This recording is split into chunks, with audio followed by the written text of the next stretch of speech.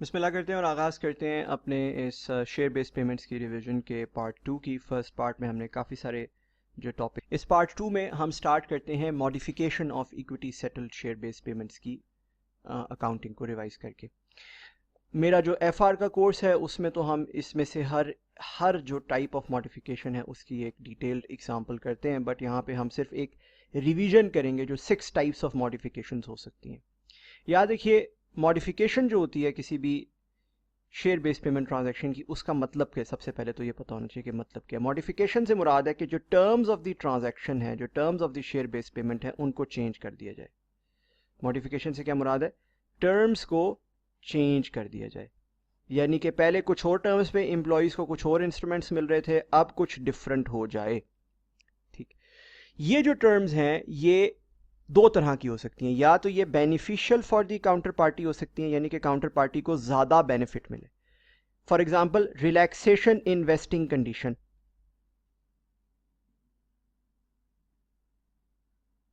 मिसाल के तौर पर वेस्टिंग कंडीशन रिलैक्स ऐसे की जाती है कि पहले आपने उनसे कहा था कि यार अगर आप 3 इयर्स मेरी सर्विस में रहोगे तो मैं आपको 100 शेयर ऑप्शंस ईच दे दूंगा। अब आपने कहा 100 शेयर ऑप्शंस ईच दूंगा, बट आप 2 इयर्स मेरी सर्विस में रहो, तो आपने सर्विस कंडीशन रिलैक्स कर दी। इसको कहते हैं कंडीशन रिलैक्स करना। इसका ट्रीटमेंट क्या होता है? इसका ट्रीटमेंट ये होता है कि आप रिवाइज्ड कंडीशन जो है उसी को ट्रीट कर लेते हो as if it was the original condition. यानी कि अब आप 1/3, 2/3, 3/3 करके एक्सपेंस रिकॉर्ड नहीं करते, बल्कि प्रोस्पेक्टिवली 1/2, 2/2 करके आप एक्सपेंस रिकॉर्ड करते हो। यानी कि अगर प्रोस्पेक्टिवली से मुराद है कि अगर फर्स्ट ईयर में 1/3 करके एक्सपेंस रिकॉर्ड हो भी गया है, तो सेकेंड ईयर में आप 2/2 करके एक्सपेंस रिकॉर्ड कर दोगे। सारा बैलेंसिंग एक्सपेंस जितना भी है वो सारा सेकेंड ईयर में आ जाएगा। ठीक। दूसरा होता है addition in fair value of the instrument. For example, आपने पहले कहा मैं 3 इयर्स में आपको 100 शेयर ऑप्शंस दूंगा, और उसमें एक शेयर ऑप्शन जो है उसकी एक्सरसाइज प्राइस होगी, फर्ज कीजिए 10 रुपए। अब आपने कहा सब कुछ सेम है, 3 इयर्स में ही दूंगा, 100 शेयर ऑप्शन ही दूंगा, लेकिन एक्सरसाइज प्राइस होगी 8 रुपीज, जिसकी वजह से फेयर वैल्यू जो शेयर ऑप्शन की है वो at the date of modification, at the date of modification 3 रुपए फी शेयर ऑप्शन बढ़ जाती है, जिसकी वजह से शेयर ऑप्शन की फेयर वैल्यू जो है वो 3 रुपीज पर शेयर ऑप्शन बढ़ जाती है at the date of modification. ठीक है, तो आप क्या करोगे? आप ये जो इंक्रीमेंटल 3 रुपीज है, रिकॉर्ड द इंक्रीमेंटल एक्सपेंस, ठीक है, for the difference between fair value measured as at the date of modification over the remaining vesting period of the modified share based payment। तो आप रिमेनिंग वेस्टिंग पीरियड के ऊपर ये 3 rupees का additional expense record कर लोगे। So for example, अगर ये दूसरे साल में हो रहा है तो, और आपकी total share based payment 3 years की है, तो आप क्या, आपने पहले साल क्या किया होगा? आपने पहले साल ये रिकॉर्ड नहीं किया होगा, तो 1/3 पे आपने एक्सपेंस रिकॉर्ड कर लिया होगा। अब चूंकि ये दूसरे साल आ रहा है तो आप इसको 1/2 एंड 2/2 करके रिकॉर्ड करोगे, क्योंकि इस 3 को आप ओवर 2 इयर्स रिकॉर्ड कर रहे हो, तो आप इसे 1/2 एंड 2/2 करके रिकॉर्ड करोगे रिमेनिंग टर्म के ऊपर। ठीक है, ओरिजिनल जो एक्सपेंस है वो 1/3, 2/3, 3/3 होके चलेगा, और जो मजीद एक्सपेंस है वो 1/2 एंड 2/2 होके चलेगा ईयर 2 से ऑनवर्ड्स। ठीक है, अगेन इसकी डिटेल्ड एग्जांपल्स के लिए मेरे नोट्स में एग्जांपल मौजूद है, उसके मेरे एफआर के सॉल्यूशंस जो हैं आप देख सकते हैं वहां से। आप अगर आपने कभी पहले एफआर मुझसे फॉर एग्जांपल नहीं पढ़ी अगर, तो, और अगर पढ़ी है तो आपके जहन में आ गया होगा कि हाँ यार ऐसे ही करते थे हम। ठीक। तीसरा है addition in count of instruments granted. अगर इंस्ट्रूमेंट्स जो ग्रांट किए गए वो बढ़ा दिए जाएं, फॉर एग्जांपल पहले कहा गया कि 3 इयर्स में मैं आपको 100 शेयर ऑप्शंस दूंगा, अब कहा जा रहा है कि मैं 3 इयर्स में दूंगा बट 120 शेयर ऑप्शंस पर एम्प्लॉय दूंगा। तो जो इंक्रीमेंटल 20 शेयर ऑप्शंस हैं, इनका एक्सपेंस जो है, एडिशनल इंस्ट्रूमेंट्स का जो एक्सपेंस है, ये मेजर किया जाएगा fair value at the date of modification की बेसिस पे। जो भी मॉडिफिकेशन डेट पे फेयर वैल्यू होगी उसकी बेसिस पे हो सकता है जो ओरिजिनल फेयर वैल्यू हो, FVGD हो, वो 10 रुपए हो, और उसकी बेसिस पे ओरिजिनल 100 ऑप्शंस का एक्सपेंस रिकॉर्ड किया जा रहा हो। लेकिन जो रिवाइज्ड, जिस दिन मजीद 20 मॉडिफाइड शेयर बेस्ड पेमेंट में मजीद 20 इंस्ट्रूमेंट्स ग्रांट किए गए, उस दिन हो सकता है इसकी फेयर वैल्यू जो है वो 15 रुपए हो इन शेयर ऑप्शंस की। तो जो मजीद 20 ग्रांट किए गए हैं शेयर ऑप्शंस, इनको over the remaining vesting period, so ये पहले वाले 1/3, 2/3, 3/3 होके होंगे, और ये वाला जो है अगर फॉर एग्जांपल दूसरे साल में जाके चेंज होती है तो पहले साल तो इसका कोई एक्सपेंस रिकॉर्ड नहीं होगा, दूसरे साल 1/2 और फिर तीसरे साल 2/2 करके एक्सपेंस रिकॉर्ड हुआ होगा। बात समझ आ गई? ठीक। दूसरी डायमेंशन ये होती है कि it is adverse to the counter party, यानी कि काउंटर पार्टी का नुकसान हो रहा है। कोई एम्प्लॉई है फॉर एग्जांपल जिसको आपने शेयर बेस्ड पेमेंट दी, उसका नुकसान हो रहा है। अब वो कैसे होगा? वो या तो ऐसे होगा कि आप स्ट्रिक्टनेस इन्वेस्टिंग कंडीशन कर दें। स्ट्रिक्टर कंडीशन से क्या मुराद होती है? स्ट्रिक्टर कंडीशन से मुराद होती है कि फॉर एग्जांपल पहले 2 इयर्स में या पहले से 3 इयर्स की सर्विस कंडीशन लगाई थी, अब कहा जाए नहीं 5 इयर्स पूरे करोगे तो दूंगा। ठीक। या reduction in fair value of instruments कर दिया जाए, यानी कि पहले फॉर एग्जांपल 10 रुपए की एक्सरसाइज प्राइस वाले शेयर ऑप्शन दिए थे, अब हम 12 रुपए की एक्सरसाइज प्राइस वाले शेयर ऑप्शन। ज़रा एक्सरसाइज प्राइस बढ़ेगी तो शेयर ऑप्शन की फेयर वैल्यू गिर जाएगी। जितनी ज़्यादा एक्सरसाइज प्राइस होती है उतना शेयर ऑप्शन लेस लुक्रेटिव होता है। ठीक। इन दोनों के हवाले से स्टैंडर्ड कहता है कि you have to ignore this modification.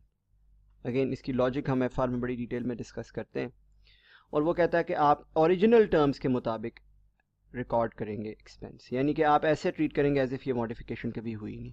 हाँ, अगर कोई रिजर्व्स रिडंडेंट हो जाते हैं, यानी कि आखिर में जाके चूंकि कंडीशन मीट नहीं हो रही, इस वजह से आखिर में जाके आपके शेयर्स इशू नहीं होते या शेयर ऑप्शंस इशू नहीं होते, आपके रिजर्व्स रिडंडेंट हो जाते हैं, तो आप रिडंडेंट रिजर्व्स की हमेशा एंट्री, हमें पता है वो रिजर्व्स रिटेन्ड अर्निंग में ट्रांसफर कर दिए जाते हैं। ठीक।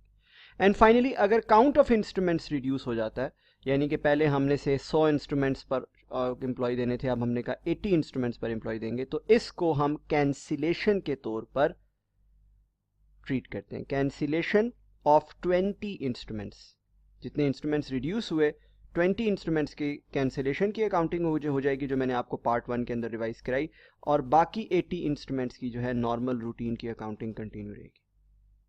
ठीक है जी, ये है accounting for modification of equity settle share based payment. मजे की बात यह है कि cash settle share based payment की मॉडिफिकेशन जो है वो उतनी मुश्किल होती नहीं है। ठीक, आइए आगे बढ़ते हैं। आ जाते हैं cash settle share based payments पे। Cash settle share based payments की जो बुनियादी डेफिनेशन है मैंने आपको पार्ट 1 के अंदर रिवाइज करवाई थी, वो ये है कि आप कैश पे करेंगे, हाउएवर कैश पे करेंगे but it would be based on the value of equity, based on the fair value of equity. ठीक है ना, दैट इज हाउ यू पे इट। आईजी एग्जांपल 12 क्या कहती है? कहती है an entity grants 100 cash share appreciation rights. अब कैश शेयर एप्रिसिएशन राइट से क्या मुराद होता है?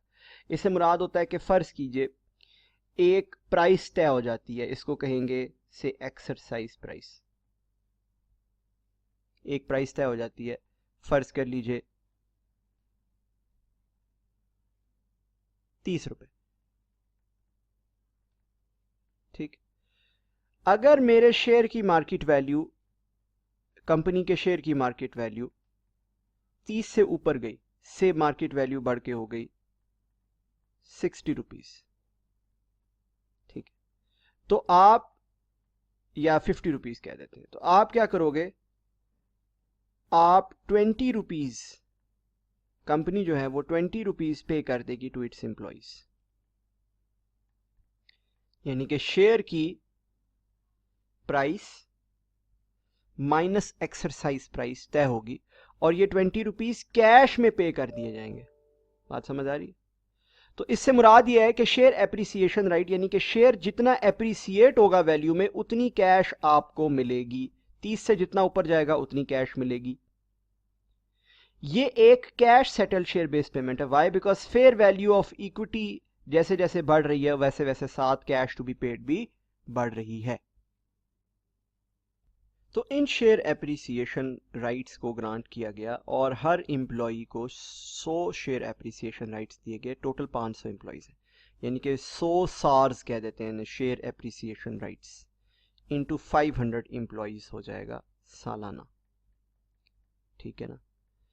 कहता है on the condition that the employees will remain in employment for the next 3 years, 3 साल तक एम्प्लॉयमेंट में रहेंगे। मजे की बात यह है कि जो वेस्टिंग कंडीशंस का ट्रीटमेंट मैंने आपको बताया था, सर्विस कंडीशन का, परफॉर्मेंस कंडीशन का, मार्केट कंडीशन का, वो सेम ट्रीटमेंट है दोनों के लिए, इक्विटी सेटल्ड के लिए भी और कैश सेटल्ड के लिए, दोनों के लिए सेम ट्रीटमेंट फॉलो होता है। ठीक है जी, तो सेम ट्रीटमेंट दोनों जगह फॉलो होगा। सो ईयर 1 के दौरान आप 1/3 एक्सपेंस बुक करेंगे, फिर 2/3, फिर 3/3। बात समझे? कहता है during year 1 35 employees leave and it is estimated that a further 60 will leave, यानी कि 500 में से 95 माइनस हो जाएंगे। ये ईयर 1 के लिए। During year 2 40 employees leave, it is estimated that a further 25 will leave, यानी कि 100 SARS into 500 employees, लेकिन 500 employees में से कितने माइनस हो जाएंगे? पहले साल 35 छोड़ गए, दूसरे साल 25 छोड़ गए, बल्कि दूसरे साल 40 छोड़ गए, रादर नॉट 25 तो आगे छोड़ के जाएंगे, दूसरे साल 40 छोड़ के गए और आगे 25 छोड़ के जाएंगे, तो इतने एम्प्लॉयज़ छोड़ जाएंगे। ठीक। और ईयर 3 में 22 एम्प्लॉयज़ एक्चुअली छोड़ के गए हैं मजीद, तो हम कहेंगे SARS into 500 employees, but minus हर साल में जो जो छोड़ के चले गए हैं, यानी कि आपके छोड़ के गए हैं पहले साल में 35, दूसरे साल में 40 और तीसरे साल में 22, तो इतने एम्प्लॉयज़ को SARS मिलेंगे। ठीक। कहता है calculate the amount to be recognised if the actual information is as follows. Fair value, याद रखिए हर ईयर के ऊपर जो इसकी फेयर वैल्यू बन रही होगी ना, उसके ऊपर इसको रिकॉर्ड किया जाएगा लाइबिलिटी को। ठीक है। इंटू 1/3, इंटू 2/3, इंटू 3/3, ऐसे रिकॉर्ड किया जाएगा। ठीक है। फेयर वैल्यू दी हुई है, इंट्रिंसिक वैल्यू दी हुई है, यानी कि कैश पेड। इंट्रिंसिक वैल्यू क्या होती है? इंट्रिंसिक वैल्यू से मुराद होती है ये 20, इससे मुराद क्या होता है? ये 20। 30 की एक्सरसाइज प्राइस, 50 की मार्केट वैल्यू, तो जो दोनों का डिफरेंस होता है उसको इंट्रिंसिक वैल्यू बोलते हैं, और इतनी ही कैश पे होती है। ठीक है। Employees who have exercised the SARS, 150 employees ने पहले साल एक्सरसाइज किया, 100 यानी कि तीसरे साल के एंड पर, ठीक है ना, तीसरे साल के एंड पर 140 एम्प्लॉइज ने फिर एक्सरसाइज किया, ये हो गए 290 टोटल हो गए, और 290 प्लस 113 ये बनता है 403 एम्प्लॉइज ने SARS एक्सरसाइज कर लिया। ठीक है। और मेरा ख्याल है इतने ही एम्प्लॉइज को मिले भी हैं। 500 आखिरी साल जाके देखते हैं ना, 500 माइनस 35 माइनस 40 माइनस 22, ये बनता भी 403 है। सारे एम्प्लॉइज ने SARS एक्सरसाइज कर ली, और ऑब्वियसली अपने SARS कोई छोड़ेगा तो नहीं, इट्स कैश। ठीक है। हमने अब रिकॉर्ड करनी है इसके जर्नल्स। कैसे रिकॉर्ड करेंगे? बहुत सिंपल है। सबसे पहले तो अगर आप ये सवाल देखना चाहते हैं खोल के, तो मेरे जो FR के नोट्स में IFRS 2 है, वहां जाके आप ये IG एग्जाम्पल 12 खोल के देख सकते हैं। ठीक है, आपने सामने रख लीजिए, ये है इसका जवाब। बहुत सिंपल। याद रखिए हर साल आपने एक्सपेंस टू लाइबिलिटी एंट्री करनी है। एक्सपेंस टू लाइबिलिटी, क्यों? आप एक लाइबिलिटी रिकॉर्ड करोगे और ये लाइबिलिटी होगी। लाइबिलिटी क्यों होगी? Because you have to pay cash, this is a liability, this is not reserve, this is not equity. और लाइबिलिटी आप रिकॉर्ड करोगे ओवर 3 ईयर्स। कैसे? पहले साल 100 into 4/5 employees into 14.4 fair value into 1/3, तो आपकी लाइबिलिटी बन गई 194,400। दूसरे साल 100 इंटू 400 इंटू 15.5 इंटू 2/3। ठीक है। नंबर ऑफ एम्प्लॉइज अगले साल 400 है, चेक कर लें बेशक। इसका जवाब आता है 405, इसका जवाब आता है 400, चेक कर लें बेशक। 500 माइनस 35 माइनस 25 माइनस 40, 400, और 500 माइनस 35 माइनस 40 माइनस 22 इज 403, और आखिरी साल नंबर ऑफ एम्प्लॉइज बनते हैं 403। तो हर साल हम उसको उसकी फेयर वैल्यू से मल्टीप्लाई करके इंटू 1/3, 2/3, और यहाँ पे इंटू 3/3 हुआ हुआ है, लेकिन बेसिकली इंटू 3/3 चूंकि 1 होता है इसलिए मैंने लिखा हुआ नहीं, हालांकि यहाँ पे इंटू 3/3 हुआ हुआ है। ठीक है, इट इज 1, तो फिर लिखा नहीं इसलिए। और फिर आज तक जितना एक्सपेंस रिकॉर्ड हुआ, पहले साल तो कोई एक्सपेंस नहीं रिकॉर्ड हुआ था उससे पहले, तो 194,400 पूरी रिकॉर्ड होगी एक्सपेंस टू लाइबिलिटी पहले साल। दूसरे साल आज तक 194,400 पिछले साल का रिकॉर्डेड है, तो 218,933 की लाइबिलिटी मजीद रिकॉर्ड हो गई एक्सपेंस टू लाइबिलिटी। और तीसरे साल पिछले 2 सालों का क्यूमुलेटिव विच इज 194 एंड 218, तो ये बनता है 413,333, तो ये 320,127 की लाइबिलिटी मजीद रिकॉर्ड हो गई। ठीक है, ये हो गई हमारे 3 ईयर्स के एक्सपेंस टू लाइबिलिटी। बात समझ गए? अब आगे बढ़ते हैं। आगे क्या साइंस है? आगे ये साइंस है कि पेमेंट्स होना शुरू हो रही हैं। फॉर एग्जाम्पल ईयर 3 के अंदर 150 इंप्लॉइज अपने पैसे ले गए हैं। अच्छा, वो पैसे कितने लेके गए हैं वो भी देख लेते हैं। ईयर 3 के अंदर पेमेंट हुई है लाइबिलिटी डेबिट, बैंक क्रेडिट। अब उसकी कितनी लाइबिलिटी पड़ी हुई है? उसकी लाइबिलिटी पड़ी हुई है 150 इंप्लॉइज की 18.2 के हिसाब से लाइबिलिटी पड़ी हुई है हमारे पास। ऐसे ही है, यही बनता है ना, 150 इंप्लॉइज की 18.2 के हिसाब से लाइबिलिटी पड़ी हुई है। 18.2 इज द लास्ट वैल्यू ना जिसके ऊपर हमने रिकॉर्ड किया फेयर वैल्यू। बिल्कुल ठीक है। बैंक में पेमेंट हो रही है 150 इंटू 15 के हिसाब से, तो बाकी आप एक्सपेंस को क्रेडिट कर दोगे, बाकी आप पीएनएल में क्रेडिट कर दोगे। ठीक है, एक्सपेंस को कम कर दोगे। ये कितना बनता है? ये बनता है 225,000। ये बनता है 150 इंटू 18.2, 273,000। तो बाकी जो रिडक्शन आएगी वो एक्सपेंस में रिडक्शन आ जाएगी 48,000 की। बात समझे? ये ईयर 3 में एंट्री हो जाएगी। बात समझ रहे? और ये आपके सामने यही हुआ है। अगर आप ईयर 3 में पेमेंट की एंट्री देखो तो यहां पे अगर आप गौर करो तो ये 225,000 की पेमेंट हुई हुई है और बाकी 48,000 से हमने एक्सपेंस को रिड्यूस किया हुआ। फिर हम आते हैं ईयर 4 पे। अब ईयर 4 में एक बड़ा इंपॉर्टेंट काम पहले होगा। पहले तो हम सारी लाइबिलिटी को चेंज कर देंगे। पीछे 253 इंप्लॉइज की लाइबिलिटी बच गई है ना, अगर 150 की पे ऑफ हो गई है तो 253 की पीछे बच गई है। जो उसकी फेयर वैल्यू में चेंज आया है उतने से लाइबिलिटी को हम बढ़ा देंगे, 18.2 से 21.4 पे ले जाएंगे लाइबिलिटी को। ठीक, तो ये हो जाएगा 253 इंटू 3.2, 3.2 से बढ़ गया ना, 21.4 माइनस 18.2 इज व्हाट? 3.2। ये बनेगा 80960। ठीक है ना जी? और यही 80960 आप देखते हैं कि यहाँ पे ईयर 4 में रिकॉर्डेड है। देख रहे हैं, इसकी एंट्री हुई हुई है एक्सपेंस टू लाइबिलिटी। हमने एक्सपेंस बढ़ा दिया ईयर 4 का, बिकॉज हमने जो आउटस्टैंडिंग लाइबिलिटी थी उसको रीमेजर कर लिया। ठीक है, साथ ही ईयर 4 में ऑब्वियसली लाइबिलिटी की पेमेंट की एंट्री भी होनी है, तो हमने कुछ लाइबिलिटी पे ऑफ भी कर दी है। क्या कहता है सवाल? सवाल कहता है जी कि हमने ईयर 4 के अंदर 140 एम्प्लॉयज़ हैं जिन्होंने अपनी पेमेंट ले ली, और किस हिसाब से पेमेंट ली है? 20 के हिसाब से पेमेंट ली है। तो 140 एम्प्लॉयज़ अगर 20 के हिसाब से पेमेंट ले तो अमाउंट क्या बनती है? 140 एम्प्लॉयज़ अगर 20 के हिसाब से पेमेंट ले तो 280,000 बनती है। ऐसे ही है, ठीक। हाउएवर इसके अगेंस्ट जो लाइबिलिटी खड़ी है वो खड़ी है 140 के हिसाब से। अगर हम देखें तो लाइबिलिटी हमने 21.4 के हिसाब से रिकॉर्ड की हुई है। ऐसे ही है 21.4। सो 21.4 के हिसाब से लाइबिलिटी हमने रिकॉर्ड की हुई है, तो जो लाइबिलिटी है वो 21.4 के हिसाब से है, तो जो लाइबिलिटी की अमाउंट बनती है वो ज़्यादा बनती है। ऐसे ही है, वो बनती है 299.6,000। बना के देख लें बेशक आप। ठीक, तो जर्नल क्या बनेगा? जर्नल बनेगा 299.6,000 से लाइबिलिटी डेबिट हो जाएगी। ठीक, बैंक क्रेडिट हो जाएगा 280,000 से पेमेंट, और पीएनएल क्रेडिट हो जाएगा 19.6,000 बैलेंसिंग से, क्योंकि इतने पैसे हमारे बच गए हैं आउट ऑफ लाइबिलिटी पेमेंट। ठीक हो गया?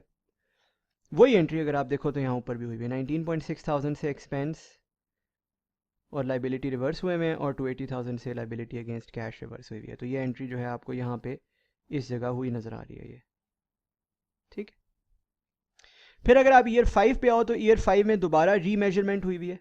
अगेन एक्सपेंस टू लाइबिलिटी की एंट्री हुई है। ईयर 5 में रीमेजरमेंट जो है वो 21.4 जो है वो चूंकि ईयर 5 में सारे का सारा पे ऑफ हो जाता है, तो ईयर 5 में इसकी जो फेयर वैल्यू होगी वो 25 होगी। ये वही वाला रूल है कि डेरिवेटिव्स जो भी होते हैं, शेयर एप्रिसिएशन राइट्स भी तो डेरिवेटिव्स होते हैं ना। डेरिवेटिव अपनी मैच्योरिटी डेट पे स्पॉट वाला उनका रेट होता है। जो डेरिवेटिव की प्राइस होती है वो स्पॉट प्राइस होती है मैच्योरिटी के ऊपर, राइट। सो 25, और इफेक्टिवली आप क्या करोगे? आप इसको रीमेजर करोगे 21.4 से 25 पे ले जाओगे, तो कितने से लाइबिलिटी की वैल्यू बढ़ जाएगी? 3.6,000 से, सॉरी 3.6 रुपीज़ से। ठीक, और लाइबिलिटी हमारी आउटस्टैंडिंग है 113 एम्प्लॉयज़ की। ठीक है, तो वो कैसे बनेगा? वो बनेगा 113 एम्प्लॉयज़ इंटू 100 इंटू 3.6। इतने से आप लाइबिलिटी बढ़ा दोगे, आप एंट्री करोगे एक्सपेंस टू लाइबिलिटी। ठीक है, वही मैंने एंट्री आगे की हुई है, एक्सपेंस भी बढ़ाया हुआ है 4680 से, लाइबिलिटी भी बढ़ाई हुई है। और साथ ही आप लाइबिलिटी की पेमेंट भी करा दोगे, लाइबिलिटी टू बैंक भी कर दोगे। उसकी वजह यह है कि आपकी सारे बाकी एम्प्लॉयज़ ने एक्सरसाइज भी कर लिया, 113 ही ने एक्सरसाइज भी कर लिया इस ईयर एंड के ऊपर, 25 के हिसाब से उन्होंने कैश लिया है, वही जो फेयर वैल्यू जिस पे रिकॉर्डेड थे उस हिसाब से कैश लिया। तो इस दफ़ा कोई पीएनएल में रिवर्सल नहीं आएगा, सिंपल पेमेंट हो जाएगी लाइबिलिटी टू बैंक 282.5 की। तो eight the end of the period liability zero हो जाएगी। ठीक, टोटल एक्सपेंस में रिकॉर्ड आई 787.5 की, और बैंक से ऑब्वियसली आउटफ्लो भी 787.5 की हुई। ठीक है जी, ये थी सीधी सादी सी सिंपल सी cash settle share based payment की अकाउंटिंग की रिविजन। चलिए, वेरी गुड, आगे बढ़ते हैं। नेक्स्ट है equity settle share based payment with cash alternatives. ऐसी शेयर बेस्ड पेमेंट है जो असल में इक्विटी सेटल्ड है बट उसमें कैश ऑल्टरनेटिव भी मौजूद है। अच्छा, इसका क्या मतलब है? इससे मुराद है कि सेटलमेंट की जो चॉइस है वो काउंटर पार्टी के पास हो सकती है, या सेटलमेंट की जो चॉइस है वो आपके पास हो सकती है। ठीक है, दो में से कोई एक मतलब होगा इसका, या तो आपके पास सेटलमेंट की चॉइस होगी या काउंटर पार्टी के पास सेटलमेंट की चॉइस होगी। सेटलमेंट की चॉइस से क्या मुराद है जी? सेटलमेंट की चॉइस से ये मुराद है कि या तो इक्विटी में सेटल कर दिया जाए, इक्विटी दे दी जाए इसके अगेंस्ट, या कैश दे दी जाए जो कि based on the value of equity हो, cash based on value of equity. ठीक है, तभी ये शेयर बेस्ड पेमेंट होगी ना, क्या ख्याल है? ठीक है, याद रखिए आपके पास एक कंपाउंड फाइनेंशियल इंस्ट्रूमेंट भी एक चीज़ है जो हम ऑलरेडी रिवाइज कर चुके हैं बाय द वे MSA 1 के अंदर। कंपाउंड फाइनेंशियल इंस्ट्रूमेंट क्या है कि आप या कैश ले लो वापसी पे या शेयर्स में कन्वर्ट कर लो। आज आपने मुझे एक लोन दिया हुआ है और वो कैश की अमाउंट फिक्स्ड होती है, वो शेयर्स की वैल्यू पे बेस्ड नहीं होती।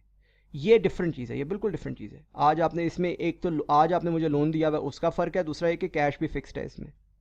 यहाँ पे जो कैश की वैल्यू है वो based on the value of equity है, और आज आपने मुझे कोई लोन नहीं दिया हुआ जिसको मैंने रीपे करना है। ठीक है, इनफैक्ट मैं आपसे कोई गुड्स या सर्विसेज खरीद रहा हूँ, आप एम्प्लॉई हो तो सर्विसेज ले रहा हूँ, आप कोई दूसरे बंदे हो तो आपसे गुड्स या सर्विसेज ले रहा हूँ, राइट?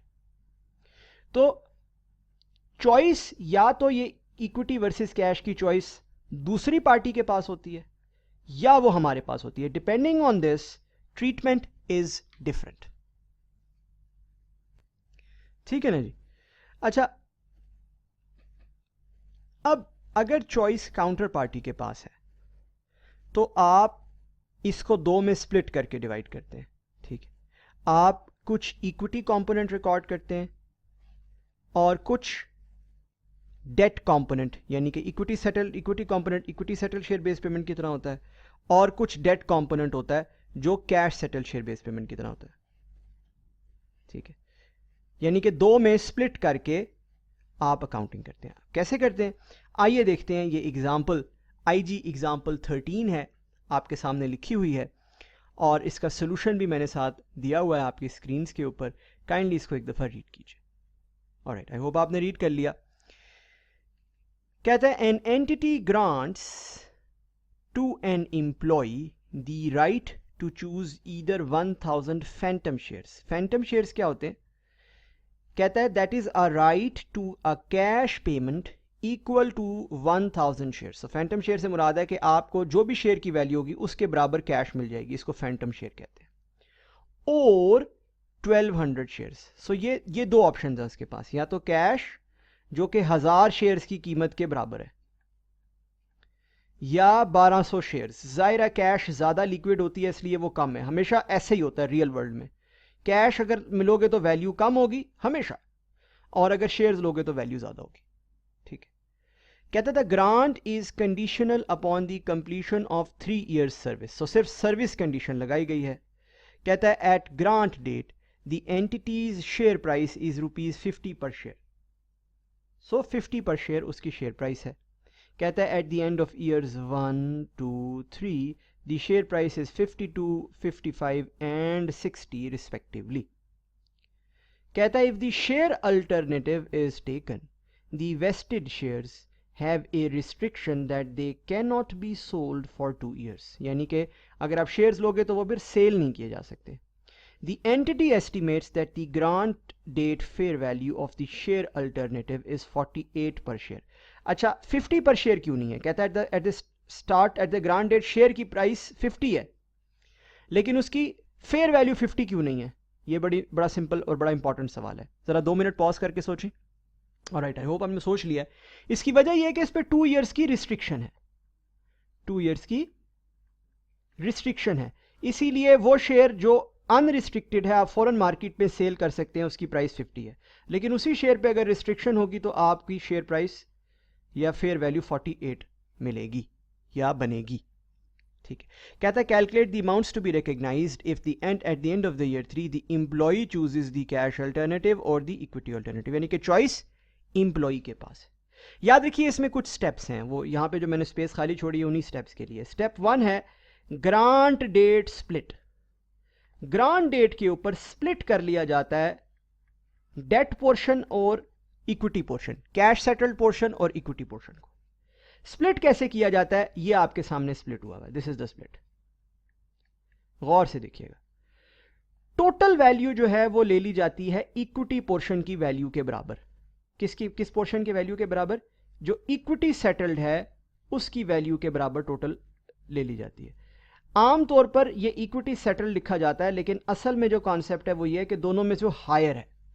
इक्विटी सेटल इसलिए लिखा जाता है कि दोनों में रियलिटी में, रियल वर्ल्ड में हमेशा इक्विटी वाला हायर होता है. ऊपर मैंने कहा है ना आपसे कि कैश चूंकि फॉरेन मिल जाता है, लिक्विड है, इसलिए वो हमेशा कम होगा. 1000 शेयर की कैश है, लेकिन इक्विटी लोगे तो 1200 शेयर की इक्विटी है, तो हमेशा इक्विटी सेटल्ड पोर्शन की वैल्यू ज्यादा होगी.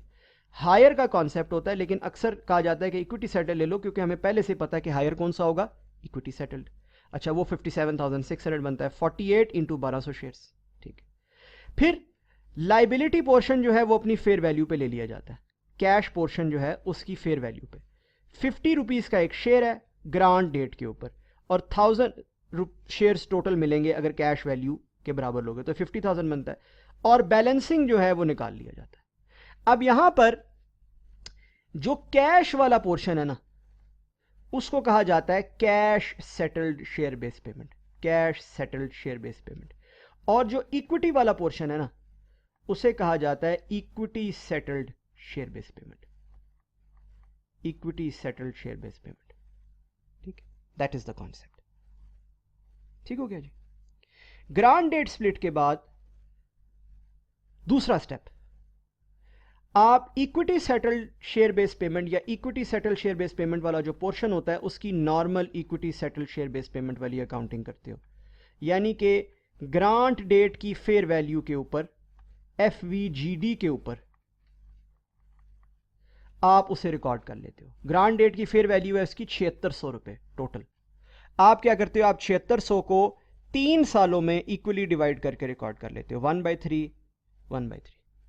एंट्री हर साल होती है एक्सपेंस टू इक्विटी, ऑब्वियसली जो इक्विटी सेटल की एंट्री होती है. ठीक है जी.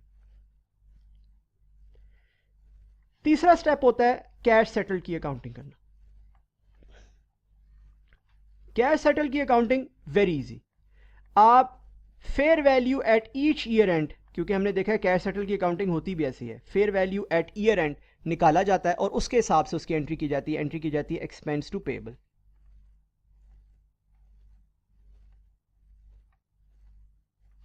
एंट्री की जाती है एक्सपेंस टू पेएबल.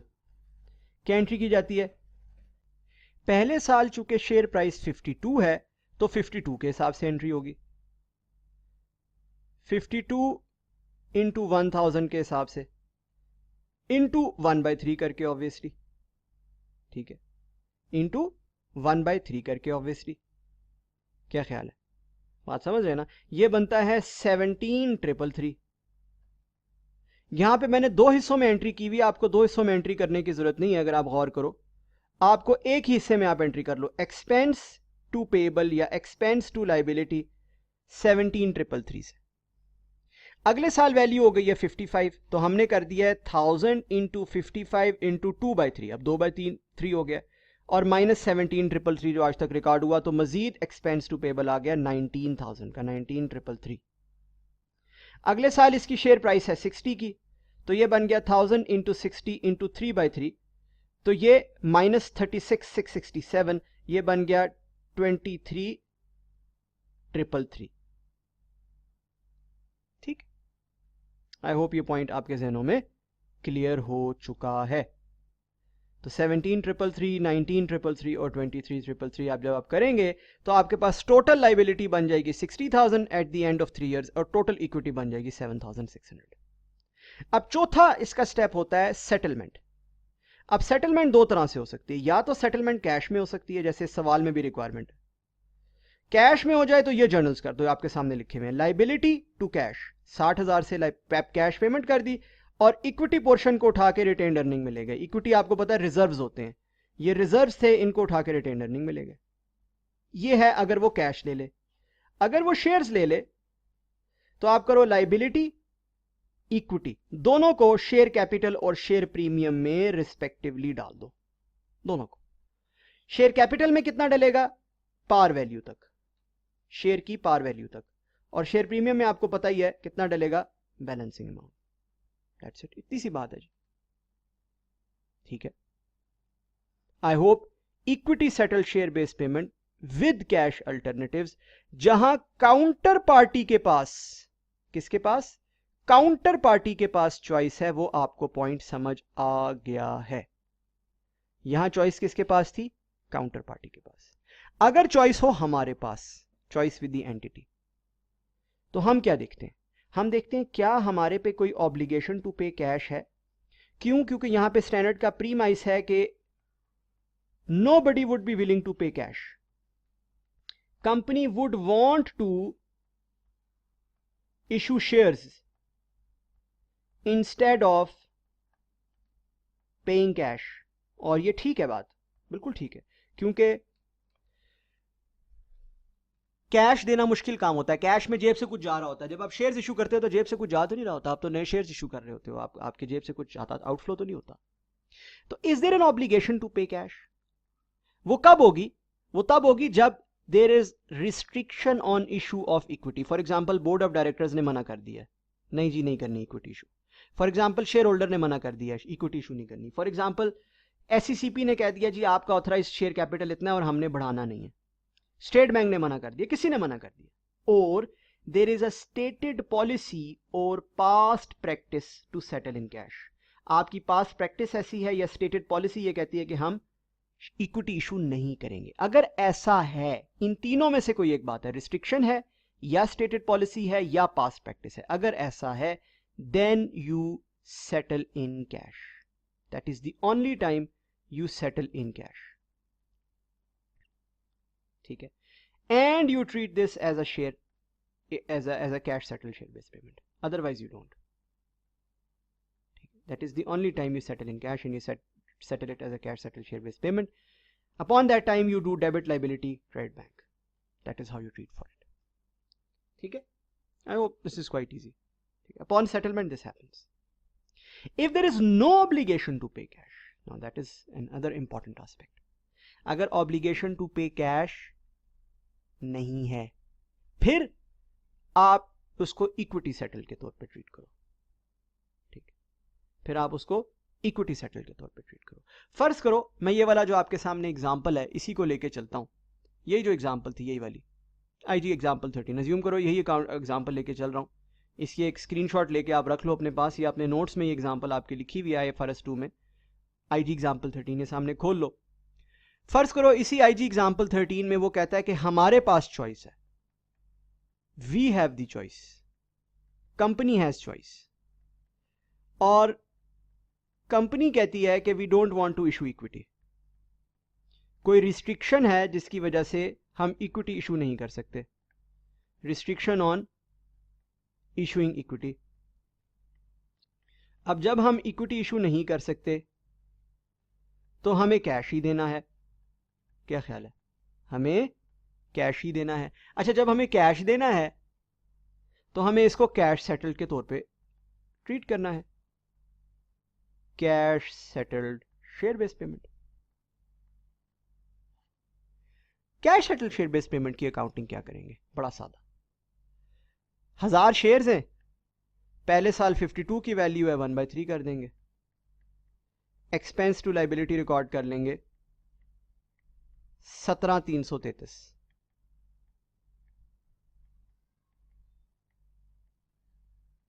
दूसरे साल करेंगे 1000 शेयर्स इंटू 55 इंटू 2/3 माइनस 17,333 जो आज तक रिकॉर्ड हुआ, दोबारा एक्सपेंस टू लाइबिलिटी कर लेंगे,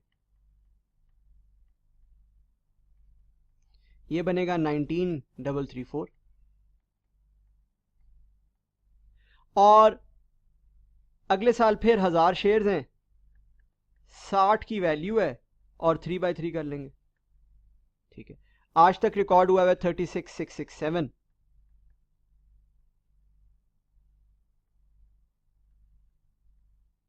माइनस कर लेंगे तो हमारे पास वैल्यू बन जाएगी जी। क्या वैल्यू बनेगी? एक्सपेंस टू लाइबिलिटी 23,333, ठीक है, सिंपल एज दैट, 23,333। तो 23,333 से हमारे पास ये कंप्लीट हो जाएगा और हमारे पास एंड पे लाइबिलिटी बन जाएगी 60,000 की। जब हम उसकी कैश में पेमेंट करेंगे तो हम लाइबिलिटी की एंट्री कर लेंगे, लाइबिलिटी टू बैंक, और हमारे पास अकाउंटिंग खत्म हो जाएगी। That is how you account for it. अच्छा, अगर कंपनी के पास कोई रिस्ट्रिक्शन ना हो तो फिर हमें पता है कि it is treated as equity settled. और इक्विटी सेटल्ड की अकाउंटिंग क्या होती है? Fair value at grant date लेते हैं जो कि 48 है, 48 इंटू 100, 57,600 जो है उसकी fair value at grant date होती है। इसी को आप over 3 years expense to equity करके रिकॉर्ड कर लेंगे। ओवर 3 इयर्स आप इसे रिकॉर्ड कर लेंगे, एंड दैट्स इट। इतनी सी बात।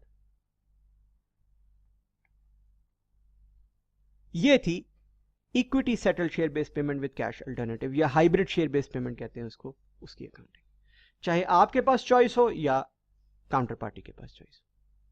ठीक है जी। अब हम बढ़ते हैं अपने आखिरी कॉन्सेप्ट की जाने, वो जो कि है deferred tax in share based payments. इससे क्या मुराद है? पॉज कीजिए, ये एग्जाम्पल पढ़िए जी। ऑलराइट, आई होप आपने पढ़ लिया। एग्जाम्पल कहती है, on 1 January 2010 A limited granted 100 share options to each of its 500 employees, conditional upon the employees working for A over the next 3 years. अगले 3 साल तक काम करें वो, सर्विस कंडीशन। कहता था fair value of each share option at grant date is 15, so grant date की fair value 15। A Limited correctly estimated that 20% employees will leave during the 3 year period, तो उन्होंने एस्टिमेट भी यही किया और हुआ भी यही। कहता है reminder 80% employees exercised their options at an exercise price of ₹10 per share on 1st January 2014 होगा, ये 12 नहीं 14, इसे करेक्ट कर लें, 2014, ठीक है। उन्होंने एक्सरसाइज कर लिया 1 जनवरी 2014 पे। ऑलराइट, यहां तक रुक जाते हैं, अभी तक टैक्स की कोई बात नहीं हुई। ये एक सिंपल सी equity settle share based payment है। हम सिर्फ इसकी अकाउंटिंग देख लेते हैं कि इसकी अकाउंटिंग क्या होगी। टैक्स को रखते साइड पे रख देते हैं अभी। Equity settle share based payment की अकाउंटिंग क्या होगी? देखें, 100 ऑप्शन है, 500 एम्प्लॉई है, fair value at grant date 15 है, और 20% एम्प्लॉइज ने चले जाना है, इसका मतलब 80% ने रुक जाना है। ये है टोटल एक्सपेंस जिसको हमने 3 इयर्स में स्कैटर करके रिकॉर्ड करना है। पहले साल 1/3 होगा, फिर 2/3, फिर 3/3 करके रिकॉर्ड होगा। ऐसे ही है। अगर आप टोटल एक्सपेंस बनाए ना, इसकी जवाब निकालें तो ये बनता है 6 लाख। चूंकि 3 सालों में स्प्लिट होकर रिकॉर्ड होगा और कोई चेंज इन एस्टिमेट नहीं आ रहा, तो it will be 200,000 each year that will be recorded. ऐसे ही है ना, 200,000 each year that will be recorded. अच्छा फाइन, समझ आ गई, 2 लाख ईच ईयर होगा, कोई ऐसी बड़ी रॉकेट साइंस नहीं। अब ये जो 2 लाख ईच ईयर हमने रिकॉर्ड करना है, ये कैसे रिकॉर्ड होगा? हमें पता है एक्सपेंस टू इक्विटी करके, ये मैंने लगा दिया यहाँ पे। क्यूमुलेटिव एक्सपेंस से मुराद है कि आपके रिजर्व्स जो हैं वो कितने हैं। क्यूमुलेटिव एक्सपेंस से मुराद है कि बेसिकली जो आपके रिजर्व्स की अमाउंट है वो कितनी बन रही है, एक्सपेंस टू इक्विटी, ठीक है। बात समझ रहे हैं ना? आपकी एक्सपेंस टू इक्विटी टोटल कितना कितना हुआ, हर साल 2 लाख हुआ तो पहले साल 2 बन गया, फिर 4 बन गया, फिर 6 बन गया, डन हो गया। अभी तक हमने टैक्स की इसमें कोई बात नहीं की, अब टैक्स की बात करते हैं। कहते हैं applicable tax rate is 30%. Tax authorities allow a deduction equal to the intrinsic value of the options at the exercise date of options. Tax authorities जो हैं वो FVGD के मुताबिक एक्सपेंस अलाउ नहीं करती। पाकिस्तान में भी यही है। IFRS 2 अनफॉर्चुनेटली FVGD के मुताबिक एक्सपेंस रिकॉर्ड करवाता है। टैक्स अथॉरिटीज FVGD को नहीं मानती, वो कहती है ना FVGD नहीं मानता, मैं मानता हूं इंट्रिंसिक वैल्यू। यही पाकिस्तान में भी रूल है। और इंट्रिंसिक वैल्यू आपको निकालनी आती है। इंट्रिंसिक वैल्यू का फॉर्मूला होता है market value of share minus exercise price, minus exercise price, market value of share minus exercise price. ठीक है जी, FVGD के मुताबिक नहीं निकलती, नहीं अलाउ करता वो। तो market value of share minus exercise price. Exercise price तो हमें पता है, मार्केट वैल्यू ऑफ शेयर हमें नहीं पता अभी तक सवाल में। देखते हैं आगे कहीं दी हुई है। कहता है calculate the current and deferred tax adjustments to be recognised in years 2010 through 2012। ठीक है, 2010 से लेकर 2012 तक, बल्कि ये 2014 नहीं होगा, ये 2013 होगा। 1 जनवरी 2013 पे हुआ होगा ना, 10, 11, 12। ठीक, तो कहता है 10 से लेके 12 तक की फिर एडजस्टमेंट सारी बताएं कि अगर शेयर की जो प्राइस है वो ये थी, fair value of the entity shares was this, क्या 20 रुपए पहले थी, फिर 30 थी, फिर 35 थी, तो इंट्रिंसिक वैल्यू क्या बनेगी हर डेट के ऊपर बना लेते हैं। पहले साल होगी 20 माइनस 10 की एक्सरसाइज प्राइस, इंट्रिंसिक वैल्यू होगी 10, फिर होगी 30 माइनस 10 की एक्सरसाइज, इंट्रिंसिक वैल्यू होगी 20, फिर होगी 35 माइनस 10, इंट्रिंसिक वैल्यू होगी 25। ठीक हो गया, 10, 20, 25। अच्छा, ओके, समझ आती है बात, कुछ पल्ले पड़ती है। अब इसके हिसाब से टैक्स में एक्सपेंस मिलना है। ये है future expense to be allowed, future expense to be allowed. ये होगी हमारी टैक्स बेस, ये होगी हमारी टैक्स बेस। कैसे? 100 इंटू 400, 400 से मुराद number of employees, number of employees कैसे बनाए 400, 500 इंटू 80% क्या बनता है, इतने ही एम्प्लॉइज है ना, तो 400 ही बना ना, इंटू 10 इंटू 1/3। जाहिर है आप ओवर द पीरियड अलाउ करेंगे ना, एक ओवर द पीरियड एक्यूमुलेट करेंगे, तो आपकी पहले साल टैक्स बेस, टीबी से मुराद टैक्स बेस बन जाएगी 1333333। ठीक है, ये वो एक्सपेंस है जो फ्यूचर में अलाउ होना है। अगले साल होगा 100, अगेन 400 एम्प्लॉइज इंटू 20। देख रहे हैं इंट्रिंसिक वैल्यू क्या है अगले साल, पहले साल 10 है, दूसरे साल 20 है, तो इंटू 2/3। अब 2 साल गुजर गए, इसलिए 53333 बन जाएगी टैक्स बेस।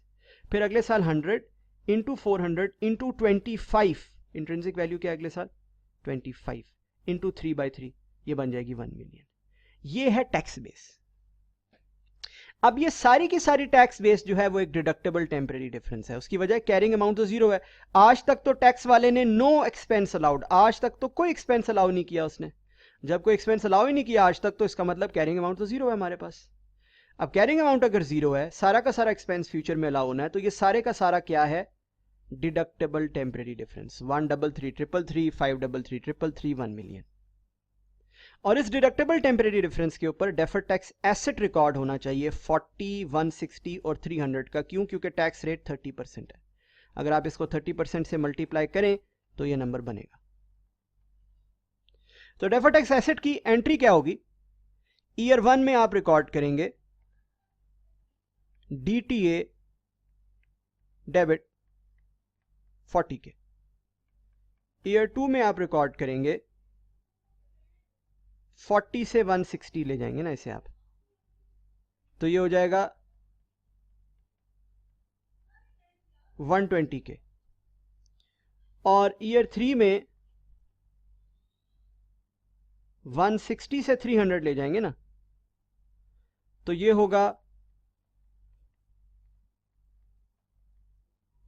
140 के, ठीक है, 40 के, 120 के, 140 के, इतना डेफर टैक्स एसेट हर साल रिकॉर्ड होगा। अब क्वेश्चन ये है कि इसको क्रेडिट कहाँ करना है, क्या इसको सारे के सारे को डेफर टैक्स एसेट को पीएनएल में क्रेडिट कर दें? आमतौर पर तो डेफर टैक्स एसेट पीएनएल में रिकॉर्ड होता है ना, ऐसे ही है। और इस ट्रांजैक्शन में चूंकि एंट्री हो रही है एक्सपेंस टू इक्विटी, और उस एंट्री की वजह से डेफर टैक्स एसेट क्रिएट हो रहा है, और ये एंट्री पीएनएल में जा रही है, तो इसमें तो जो मैं आपको एफआर में पढ़ाता हूं, अंडरलाइंग रीजन का कॉन्सेप्ट टैक्स में, कि जहां जो ट्रांजैक्शन रिकॉर्ड हो जिसकी वजह से डेफर टैक्स जनरेट हो, डेफर टैक्स को भी वहीं रिकॉर्ड करो, है ना, तो ये पीएनएल में रिकॉर्ड होना चाहिए। बट स्टैंडर्ड कहता है कि ऐसे पीएनएल में रिकॉर्ड नहीं करना, कहता है पहले आपने एक लिमिट बनानी है पीएनएल की, लिमिट फॉर पीएनएल, ठीक है, लिमिट फॉर पीएनएल। अच्छा, वो कैसे बनानी? आपने कहना है कि यार क्यूमुलेटिव एक्सपेंस हमारा आज तक कितना रिकॉर्ड हुआ है, 2, 4, 6, डन।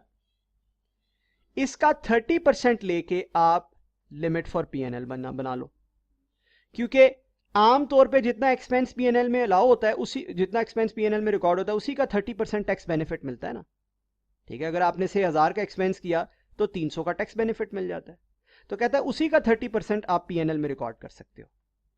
और ये जो लिमिट फॉर पीएनएल है ये क्यूम्युलेटिव है, यानी कि आज तक की है। इसका मतलब है जो लिमिट है वो यहां पे है क्यूम्युलेटिव लिमिट है, पहले साल 60 के, दूसरे साल 120 के, और तीसरे साल 180 के। अब आज तक कितना रिकॉर्ड हो चुका है?